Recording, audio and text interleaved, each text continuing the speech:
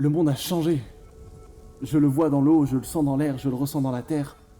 Et dans le monde du travail devenu vivable et désirable. Tout commença quand le bonheur rentable fut inventé. Et que 8 hommes et femmes atypiques que l'on considérait fêlés prirent conscience de leurs responsabilités. Ils s'unirent pour montrer au monde qu'un chemin de collaboration était possible et que l'opposition bonheur et argent n'était pas une fatalité.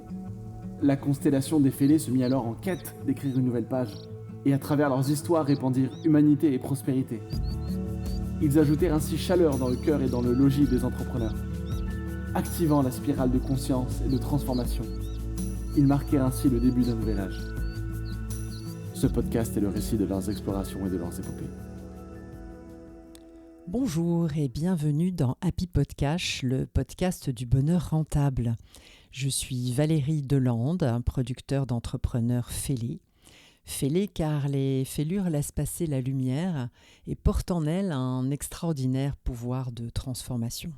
Nous sommes toujours en compagnie de Nicolas Brouk, fondateur de la Fondation d'utilité publique E2C, Ensemble en chemin, au service des porteurs d'une infirmité motrice cérébrale, et de l'association The Synergist, qui facilite le développement de programmes de recherche internationaux co-créés par différents laboratoires grâce à des plateformes multipartites et collaboratives. Ce 5e et dernier épisode est relayé par le Podcaston, dont l'objectif est de soutenir un maximum d'associations caritatives partout dans le monde. 46 pays seront ou sont déjà représentés pour augmenter leur rayonnement. Nous sommes donc à la fin de l'aventure de Nicolas, qui n'est peut-être qu'un début. Tout est une question de point de vue. Bonjour Nicolas. Bonjour Valérie. Alors nous arrivons au terme de nos entretiens et je vais te proposer de partir un peu sur un petit résumé, pas de tous les épisodes, mais plutôt des leçons de tes expériences, de tes activités, puisqu'on a bien expliqué maintenant ce que tu as fait avec The Synergist, avec la Fondation. Et bien sûr, tu as réutilisé ces modèles de collaboration, ces modèles de pas à pas, de réseau, de communauté, d'engagement, l'autonomie, la responsabilisation des gens et l'énergie. Une énergie qu'on retrouve et une énergie positive que l'on retrouve dans tous tes projets. Et du coup, tu as écrit, tu as en tout cas publié un manifesto pour, je pense, tu vas nous expliquer ça, inviter les citoyens aussi à devenir finalement des synergistes eux-mêmes. Donc, est-ce que tu peux nous dire à quel moment cette idée est venue et ce que tu fais de ce manifesto et bien sûr, quel est un peu quand même son contenu? Avec plaisir. Donc, le manifesto, donc le Synergiste a plus ou moins 12 ans. Et donc, le manifesto est venu à l'anniversaire des 10 ans. Donc, c'est venu assez tard dans le processus. Et donc, notre vocation synergiste, ce n'est pas d'atteindre un certain chiffre d'affaires ou une certaine taille, mais c'est plutôt de démontrer qu'il y a ce modèle collectif qu'on sous-estime complètement pour le moment. Et on est arrivé à l'anniversaire de ces 10 ans, on disait ça, c'est vraiment le moment où on sait qu'on a réussi à démontrer un modèle qui doit toujours être amélioré, qu'on est toujours en train de développer, mais non seulement il est là, mais on l'a fait fonctionner sur un projet, on a su le déployer sur de nouveaux projets, et maintenant on voit qu'on peut grandir cet impact au niveau exponentiel. Donc, on est prêt à revenir à notre ambition de base qui est de commencer à partager notre connaissance sur ce modèle, puisque c'est notre objectif au bout du compte. Il y a une solution collective à nos problèmes collectifs, même si, alors je te dis ça aujourd'hui et je vois très très bien au niveau global, mais en Europe aussi, c'est complètement contre-courant. Mais Justement. personnellement, je pense qu'on va être mieux compris dans les années qui viennent parce que le contraste va être beaucoup plus important entre ce qui se passe, tout le monde se renferme, individualisme, se concentre sur son activité propre. C'est clairement la dynamique d'ensemble, mais au moins le contraste va être plus important et on va voir beaucoup plus les limites. Parce que dans le passé, tout le monde parle un peu de collaboration, chacun a une idée de ce que c'est la collaboration ou l'effort collectif, et puis en fait, Il y en a qui se donnaient 2 coups de téléphone par an et qui disent bien sûr, on collabore Ouais. entre organisations. Ouais. Et donc, nous, on ne parle pas du tout de ça, évidemment. Bien sûr, tu amènes une nouvelle définition en fait, parce que souvent on est tous avec nos croyances, notre regard un petit peu étriqué. Et donc ça veut dire évidemment reprendre à la base et surtout apporter une illustration, parce que c'est ça ce que tu es en train de dire. C'est que le manifesto, finalement, c'est la méthodologie, c'est le concept, c'est la conceptualisation qui arrive après avoir testé et donc on peut y croire là. Exactement. C'est concret, il y a des projets avec de l'impact, c'est pour ça que nous, on peut commencer à communiquer. Que le Exactement. manifesto est en fait la toute première brique de cette communication qu'on a mis en place il y a 2 ans. Et donc, en fait, tu as raison, c'est un peu une redéfinition des choses parce qu'il y a des croyances qu'on a tous et qui sont vraies, mais qui sont limitantes quand on ne voit que ces croyances-là. Donc là, par exemple, le premier point du manifesto, c'est embrasser la complexité. Alors bien sûr, dans toutes les théories de management, il faut se concentrer, simplifier un objectif, c'est vrai, tant qu'on est concentré sur une innovation, un problème, et ainsi. Mais dès qu'on rentre dans le problème sociétal, il faut voir le point de vue, c'est évident d'ailleurs, hein, quand on regarde le domaine que je connais le mieux, c'est la santé. L'innovation est 10-15 ans en avance sur ce que nous, on va pouvoir obtenir en tant que patient dans les hôpitaux ou ailleurs. Et les systèmes de remboursement ne sont pas du tout faits comme il faut pour recevoir cette innovation. Donc le temps est très très long. Et donc le problème, il y a eu une très bonne innovation avec ces règles verticales, on se concentre. Mais après, pour que ça devienne quelque chose de systémique, il faut jouer les règles du système. Donc, embrasser la complexité parce que ça devient tout de suite beaucoup de gens, beaucoup d'organisations, des cultures différentes, avec des points de vue différents, et donc une complexité qu'il faut justement là ne pas éviter, cette fois-ci, dans le contexte de collectivité. Donc quand on n'est plus moins vertical, mais qu'on est plus transversal, là, il faut aller chercher, embrasser cette complexité au lieu d'essayer de l'éviter, ce qui est le réflexe et l'intention volontaire dans la plupart des cas. Oui, c'est qu'il faut un petit peu de courage aussi pour faire ça. Donc ça, c'est la posture qu'on doit prendre soi-même. Mais visionnaire alors, c'est d'un enrichissant parce que donc notre valeur ajoutée dans le projet, c'est pas l'expertise. Je suis pas gynécologue pour la santé maternelle. J'ai aucune notion de biologie pour le développement d'un médicament ou de scientifique. Je suis économiste de formation. Mais par contre, le fait d'avoir discuté avec tout le monde, ça nous donne une perspective qui est excessivement enrichissante. Donc en fait, j'ai quelque chose à offrir au reste du groupe. Je suis une espèce de traducteur, de mise en contexte. Et donc ça, en fait, le synergiste, notre rôle n'est pas l'expertise. Et souvent, il y a des gens qui essaient de dire « mais c'est comme ça que ça se passe ». Oui, ton médicament, c'est comme ça que ça se passe, sauf qu'il ne va jamais arriver parce qu'eux, ils pensent ça. Eux, ce qui est important pour eux, c'est ça, et ainsi de suite, et ainsi de suite. Donc, on offre une espèce d'intelligence de groupe, d'intégration, de société, d'intégration, parce que nous, on a changé la posture. Derrière ça, il faut aller chercher cette intelligence, justement. Donc, c'est très rarement mon point de vue tout seul. Mon point de vue, en fait, c'est une sorte d'agrégation très générale de tout ce que j'ai entendu, et j'essaie de trouver la direction. Qu'est-ce qu'on peut prendre en tant que groupe comme direction avec les petites étapes qu'on va devoir faire pour prendre tout le monde à bord. Mais donc ça, c'est essayer de trouver quel est l'objectif partagé qu'on peut se donner en tant que groupe. Et donc ça, c'est là où peut-être tu commences à entendre un peu les notions de leadership, mais c'est très discret parce que c'est pas mes décisions, c'est pas moi qui dis... Steve Jobs, il avait décidé où il voulait aller. Moi, c'est une espèce de... Je sens la direction du groupe, mais derrière, il y a un vrai leadership. C'est pas juste de la modération, on dit le groupe décidera, parce que ça, justement, là, ça n'avance pas. Là, ça n'avance pas, ça. Je suis complètement d'accord avec toi. Moi, je suis une passionnée de la spirale dynamique que tu dois connaître. Et donc, dans ce développement de la spirale dynamique, tu as l'harmonie dans le haut de la spirale où tu trouves un petit peu de sociocratie. Donc, la sociocratie, pour moi, c'est pas quelque chose qui fonctionne très facilement. Et ensuite, tu vas vers le systémique et la connexion. Donc, évidemment, là, quand tu rentres dans du systémique, il faut une personne, il y a un individu quand même qui gère le système, qui le coordonne et qui apporte justement, comme tu le dis, un leadership qui est beaucoup plus subtil que celui qu'on trouve dans d'autres organisations un petit peu plus classiques. Et donc, j'ai parlé d'abord de posture personnelle, embrasser cette complexité plutôt que de la rejeter. Ensuite, aller chercher cette intelligence, c'est le deuxième principe. Et le troisième principe, ça va être le leadership collaboratif. Parce que donc là, c'est vraiment... c'est plus compliqué. C'est un leadership plus compliqué qui convient bien à des personnes parce qu'ils n'ont pas nécessairement l'envie ni la confiance en soi d'être sur le devant de la scène. Mais donc, ça demande un jeu assez important de leadership où on doit trouver les bonnes postures. Ça demande, enfin, à mon sens, ça demande pas mal de développement personnel, ça demande de bien se connaître avant d'aller justement à la rencontre des autres. Il y a une dimension d'élévation personnelle. Changer de posture, on ne le décide pas comme ça.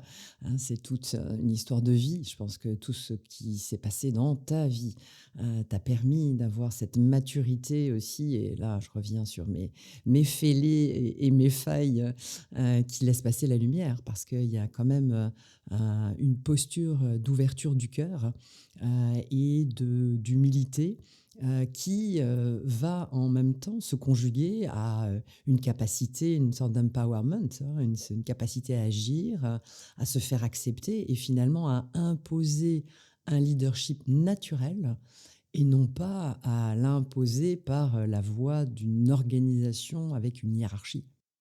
Et parce que c'est une dynamique de groupe, en effet. Donc, il n'y a pas de hiérarchie.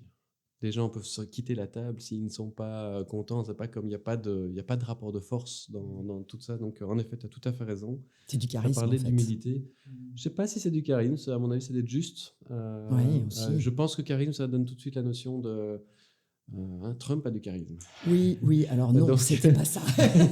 mais donc, Oui, bien donc sûr, bien c'est sûr. plutôt la notion de trouver d'avoir un compas La assez justesse. juste. Et donc, tu as parlé d'humilité, et je pense que ce qui est un piège dans lequel on doit toujours, tous aux synergistes, faire très attention, c'est il y a un moment où, fatalement, après 10 ans sur un sujet, je commence à avoir mes propres opinions. Mais donc, c'est là où je peux peut-être je peux avoir raison dans ma tête, mais c'est juste par rapport à la dynamique de groupe et savoir où on peut emmener le groupe, à quel moment. Et donc ça, je pense que cette humilité de pouvoir toujours être à l'écoute de ce qui se passe à l'extérieur et pas juste pris par sa propre opinion, qui peut tout à fait juste par ailleurs, on peut toujours l'avoir, mais donc ça fait partie très très fort du collaborative leadership.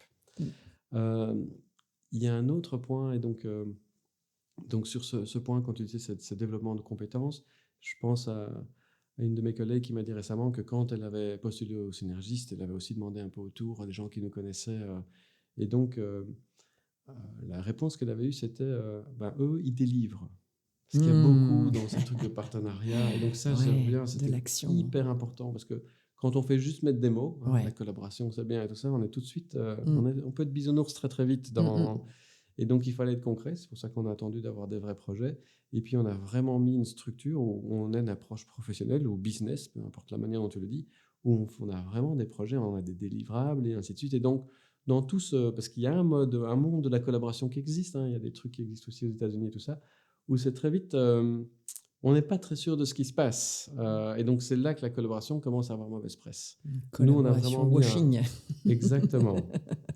Où là, les gens ont raison, ça n'avance pas, c'est lent, les frustrations. Et donc, beaucoup de gens ont cette expérience-là de la collaboration. Donc, nous, on a mis un point d'honneur vraiment à aller chercher des projets à délivrer et à nous être un moteur. On est un moteur et donc, on a développé cette approche business de la collaboration et on insiste, pour que la collaboration réussisse, il faut investir dans cette collaboration. Donc, nous, on investit notre partie, mais nos partenaires ne doivent pas venir autour de la table en pensant que ça va se passer sans eux, ils doivent jouer leur part. Et donc, dans le leadership qu'on a, il faut aussi les faire s'impliquer, s'engager. Et alors, dernier point, je pense, hyper important dans ce manifesto, ça prend de créer la confiance. Alors, il y a des gens qui nous décrivent comme, qui décrivent nos projets comme un safe harbor ou safe space, et d'autres safe and brave space. Et donc, vraiment, l'idée, c'est que je parlais de la pré-compétitivité. Pour que ces boîtes, on va prendre un cas que les gens comprennent facilement, c'est l'industrie. Fatalement, ils sont en concurrence à un moment ou à l'autre. Ils ont des données qu'ils considèrent sont un avantage compétitif et ainsi de suite. Donc, il y a un moment, ils viennent se mettre autour de la table, créer cet environnement de confiance où on peut expliquer et pas juste prétendre que le patient engagement, ça fonctionne super bien chez moi, on fait tout super bien, ce qu'ils font quand ils vont dans ces conférences. Nous, on crée ces espaces où on peut dire, oui, alors moi, en fait, mon leadership ne me soutient pas du tout. Ou ils me soutiennent avec les mots, mais... et donc, il y a, pour avoir l'authenticité... La transparence. C'est la transparence. Mais tous ces gens voudraient le faire, mais en général, il y a dans quel environnement où on est assez confiant pour le faire. Et donc, c'est très important. Ça prend du temps de créer ces gouvernances dans lesquelles ça peut établir, et puis ces relations humaines qui sont le tissu de toute cette collaboration sur le long terme. Mais donc, ce qui se passe souvent, et c'est le grand gaspillage de ces grands fonds européens, on fait un projet, on met 50 organisations ensemble, et ça va durer 4 ans, et puis après, on arrête tout. Il n'y a pas de continuité où on espère que les gens vont trouver un truc. On n'a souvent pas délivré ce qui était prévu au début. Et donc, c'est pour ça que je parlais tout à l'heure d'organisation et de projets. Ces projets européens sont pour nous une manière de diversifier les fonds, d'augmenter notre réseau et ça. Mais les vrais impacts de long terme sont sur les organisations parce qu'elles sont là pour durer. Bien sûr. Et donc, j'espère qu'un jour, on pourra fermer une de ces organisations parce que en fait, tous les objectifs sont atteints. Mais en attendant, c'est des objectifs de société qui prennent clairement plus que 4-5 ans. Bien sûr. Et donc, cette approche infinie de la démarche est vraiment très importante. Donc, il faut investir. Et surtout, quand on a investi, il ne faut pas le gaspiller, il faut continuer parce qu'on a créé un espace où il y a une collaboration. Il y aura toujours des éléments à améliorer, ce genre de choses. Donc, continuer à construire. Continuer à construire, surtout arrêter de construire pour déconstruire, pour reconstruire juste après. J'imagine que ça doit arriver justement dans des laboratoires ou même dans des associations. Qu'en cours de route, une personne change de job, change de posture professionnelle. Est-ce qu'elle reste dans le projet? Est-ce qu'elle est remplacée? Comment ça fonctionne? Alors, donc, pour notre plus gros projet, PFMD, par exemple, le changement d'affiliation veut dire que alors la personne peut toujours rester dans le projet, mais sa représentation au board, par exemple, le siège au board, ça non. Elle peut repostuler avec sa nouvelle affiliation et ainsi de suite, mais donc ça, c'est pour assurer une rotation dans le système. Et donc, on garde... on a autour de la table que des gens qui sont impliqués, qui ne sont pas là juste parce qu'on leur a dit il faut aller là. Et c'est eux qui ont fait un choix de s'impliquer. Il n'y a personne qui est dans son job description. Ça, c'est le grand problème de l'industrie de façon générale. Ils sont tellement concentrés sur leur activité, tout le reste, c'est parallèle. Et donc, c'est les fonctions qu'on change, qu'on bouge, qu'on ne renouvelle pas. Donc, c'est un peu un souci de maintenir cet écosystème vivant de ce point de vue-là, parce que ça change tout le temps, en fait. Ces organisations-là n'ont pas... Je pense que c'est un des gros défauts, et je pense que les organisations les plus compétitives sur le long terme sont celles qui vont développer cette compétence du relationnel avec l'externe.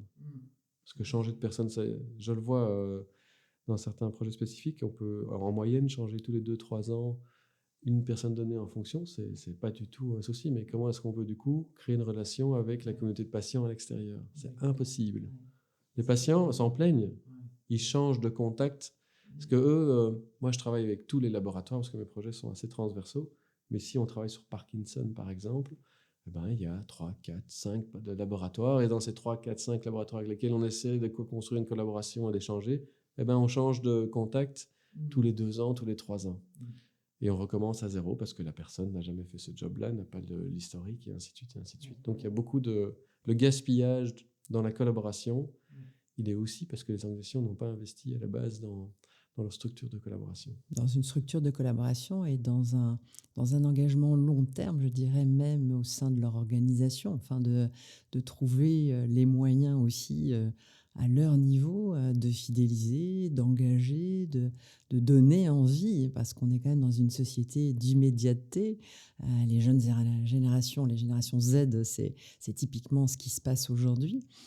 Donc, comme tu le dis, je pense que c'est une organisation qui séduit certainement sur le collaboratif, et en même temps, il y a quand même une flexibilité à gérer, et un intérêt à trouver. Donc c'est peut-être, enfin c'est certainement d'ailleurs une réponse sociétale beaucoup plus large avec les méthodes que tu as développées à ces transitions, à ce monde qui est en pleine transformation et qui, je l'espère en tout cas, doit, au sein des organisations qui sont déjà autour de la table, commencer à contaminer positivement celles qui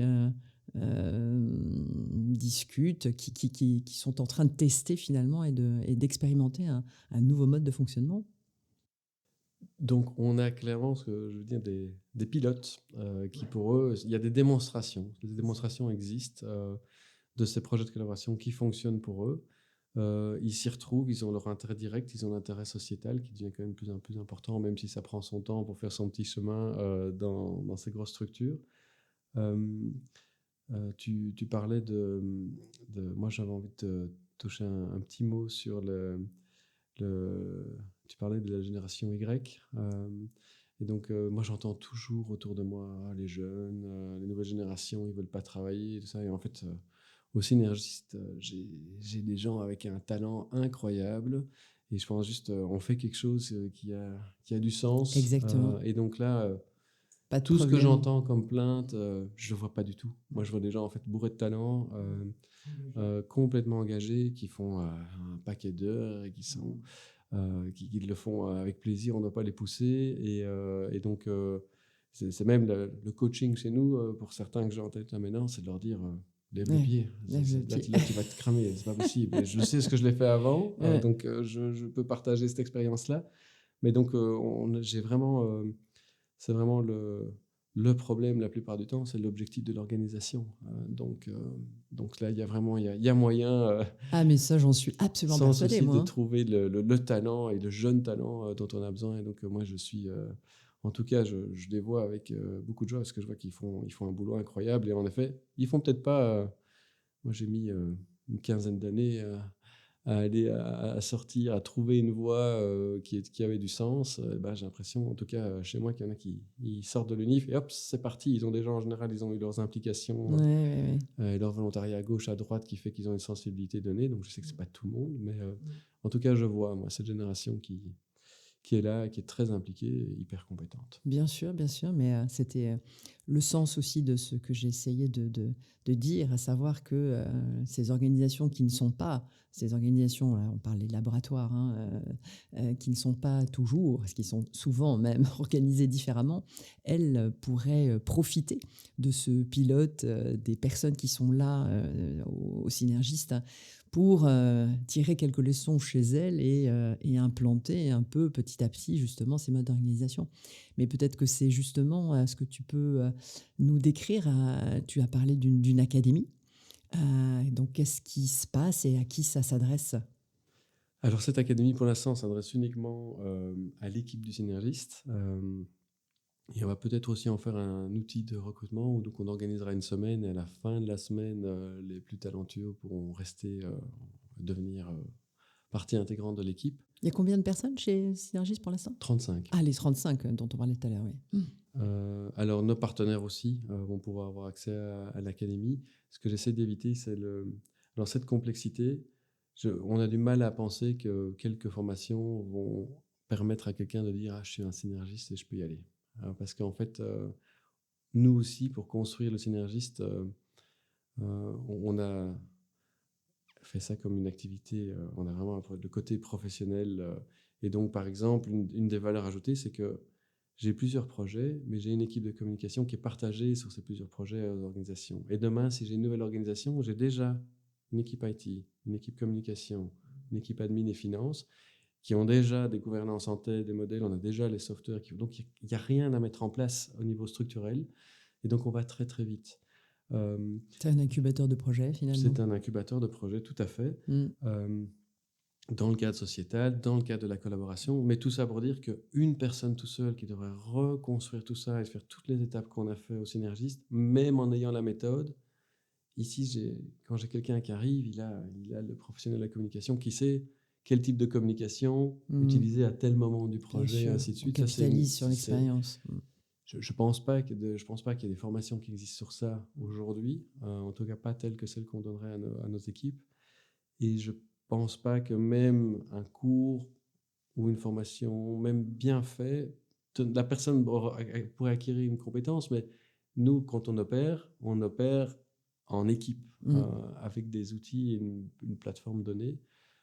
Donc, je pense que c'est très difficile de dire que le synergiste, c'est pas juste une personne, même si chaque personne au synergiste a À sa place. les formations qu'on a fait avec l'équipe, c'était d'abord investir dans les relations, et puis des relations qui ont du sens. C'est pas juste pour parler du beau temps et comment est-ce qu'on fait avancer un projet. Là, c'est côté performance qui vient. Et donc avoir une bonne relation avec quelqu'un, mais aussi être capable de dire ok, donc comment est-ce qu'on amène le projet à l'étape suivante. Ça, c'était la deuxième partie de la formation cette année, par exemple. Donc c'est ce genre de travail qu'on fait avec l'équipe. Sur combien de temps, du coup? Puisque là, tu parles d'une année là-dessus. C'est continu. C'est en continu, c'est une formation continue. Et donc, ceux qui arrivent entrent dans l'académie. On construit nos outils au fur et à mesure qu'on avance. Donc, on a toute une série d'outils très spécifiques. Et en fait, l'université, on est en train de la construire étape par étape. Et donc, l'équipe qui est là aujourd'hui sont nos élèves tests. Bien sûr, toujours le même modèle, en fait. Tout à fait. Donc voilà, mais donc ils sont très contents. Nous, là, maintenant, la difficulté à laquelle on commence à faire face, c'est que on a tellement de modules. Comment est-ce qu'on s'assure qu'il y a un curriculum, que quelqu'un qui rentre aujourd'hui ait accès à tout, et dans quel ordre, parce que jusqu'à présent, on n'était pas beaucoup, donc les gens rejoignaient, il y avait un peu de rattrapage, mais ici, maintenant, on doit rentrer dans une structure beaucoup plus académique. Exactement. Donc ça, c'est un des gros projets d'investissement en synergie dans les prochaines années. Un nouveau process à mettre en place pour pouvoir le déployer. J'ai envie aussi de revenir un petit peu, alors on a parlé tout à l'heure, je ne sais plus si on en a parlé, un peu d'argent, parce que ça veut dire que ce sont des investissements, tu viens de le dire. Donc comment le synergiste, en dehors des projets qui sont, eux, financés par les contributeurs, on va dire, du projet, comment le synergiste arrive à se financer pour aller justement dans des développements comme ça, d'académie, dans des développements qui sont investis sur son modèle, en fait, ce modèle qui pour moi, doit être déployé dans l'avenir, dans plein d'autres organisations et pans de société, on va dire. Donc notre modèle économique fait que sur chacun de ces projets, donc pour lesquels on va chercher des financements, des fonds européens ou des membres, les membres payent leur membership. Et en fait, le synergiste, là, on calcule notre temps et on met un taux horaire sur notre temps dans lequel, en fait, il y a une marge. Et cette marge, entre autres, c'est pour développer le synergiste ou ses outils. On a aussi une plateforme en ligne de collaboration qui n'a rien à voir avec ce qu'on connaît, les Teams, Google Drive, ça n'a rien à voir avec ça. C'est plutôt pour d'abord cartographier un réseau sur un sujet donné, sur le patient engagement, sur la médecine de précision, sur la santé maternelle, qui sont les acteurs. C'est presque un réseau social, mais duquel on crée une cartographie. Donc, qui est actif sur ce sujet-là, dans quel pays? Si je suis patient en Parkinson en Angleterre, quelles sont les associations, qui sont les champions du côté pharmaceutique, les contacts du côté pharmaceutique ou du côté du régulateur, qui a publié quels outils. Mais alors du coup, c'est pas comme LinkedIn où oui, il y a un lien et ça. Ici, nous, l'outil est aussi là, partagé. Il peut être lié aux autres auteurs de l'outil, aux ressources liées, aux présentations qu'il y a eu à pas. Donc on a vraiment, c'est une sorte de réseau social et de base de données sur un sujet donné, ce qui ça nous donne une intelligence à nous. On voit qui est actif, qui fait quoi sur ces sujets. Mais aussi pour l'utilisateur lambda, lui, il peut aller chercher ce qui l'intéresse plus particulièrement. Et donc ça, c'est un investissement assez conséquent qu'on a fait depuis, je pense, 7-8 ans maintenant, avec un outil qui commence à faire plus que délivrer sur ses promesses. Wow, Nicolas, vraiment, je suis ébahie. Tu es vraiment très, très, très inspirant. J'espère vraiment que ces épisodes vont avoir un retentissement. Je te propose de terminer. On a commencé avec Nicolas. On n'a pas parlé de ses activités. On a parlé de Nicolas Brook. J'ai envie de terminer avec justement le retour à la personne, Nicolas. là où tu en es aujourd'hui, avec tout ce que tu as accompli. Qu'est-ce qui aujourd'hui, comment tu vois en fait la suite? Est-ce que tu commences à préparer toi pas un retrait, mais une transmission? Comment tu vas gérer ça? Comment ouais, tu te vois? Il y a toujours, bien sûr, Hugo, Léa, ton équilibre personnel. Comment déjà aujourd'hui, peut-être tu te positionnes, toi, dans toute cette organisation, dans tous ces projets, dans tout ce qui a été fait. Tu es devenu un porte-parole, tu es devenu... et comment tu vas voilà, continuer? C'est une bonne question. Donc moi, j'essaye au niveau pour commencer par le Synergie, j'essaie de construire une organisation pérenne. Donc l'idée, alors c'est pas de sortir parce que j'ai pas du tout envie de sortir, mais par contre, c'est de sortir d'un rôle très central et que le Qu'elle ne soit Synergiste plus puisse évoluer, dépendante qu'on puisse de avoir toi. des satellites au niveau du Synergiste qui sont pas dépendants de moi. Et donc l'équipe, c'est pour ça qu'on a une université, c'est donc vraiment construire des compétences et alors la gouvernance d'une organisation comme celle-là. Donc mon but vraiment, c'est d'aller plutôt vers, idéalement, et c'est quelque chose que j'ai très envie de faire de toute façon, c'est que je puisse partir 3 ou 6 mois et que sans stress et sans qu'on m'appelle sur mon téléphone tous les jours. Donc ça, ce serait pour le Synergiste un peu la manière dont j'essaie d'évoluer. De façon générale, je suis un peu... à chaque fois que je me crée un peu d'espace, en fait, je m'arrange pour le remplir. Donc ça, c'est vraiment c'est clairement beaucoup à gérer ensemble et il y a des moments où c'est juste beaucoup trop. Donc j'ai appris aussi à savoir que je n'allais pas tout faire et à vivre avec le fait que je n'allais pas tout faire. Donc ça, c'est quelque chose... je ferme très régulièrement mon ordinateur, enfin tous les jours en fait. Je sais très bien que tout n'a pas été fait. Je ne sais pas encore très bien comment je vais gérer cette partie-là. Le but, c'est pas de rajouter de gros projets quand j'arrive à prendre un peu moins de volume du côté du Synergiste. Et donc l'idée, c'est pas d'aller remplir cet espace que je vais créer, mais plutôt d'avoir plus de distance et de réflexion à long terme aussi sur ce genre de projet. Il y a un projet de livre aussi pour partager justement tout ce que je te dis aujourd'hui. Voilà. Donc ça, il y a une structure, mais c'est juste une structure de livre qui se met en place. Bravo. Eh bien, Nicolas, un grand merci pour ces épisodes, pour avoir partagé ta vie, tes expériences, tes activités, ta vision exemplaire, inspirante, je le répète. Merci et bravo. Et j'espère qu'on va se revoir bientôt. Mais merci beaucoup, merci pour l'intérêt que tu as apporté, ça me touche et bon, j'espère que l'audience va aussi apprécier. Ah ça, j'en suis sûre. On a des fêlés qui nous écoutent et pas que. Mais c'est vraiment le témoignage d'un engagement et d'une réussite pas à pas, absolument exemplaire et donc que tout le monde devrait pouvoir faire. Merci beaucoup. Merci Nicolas, au revoir. Ce podcast est le récit de leurs explorations et de leurs épopées.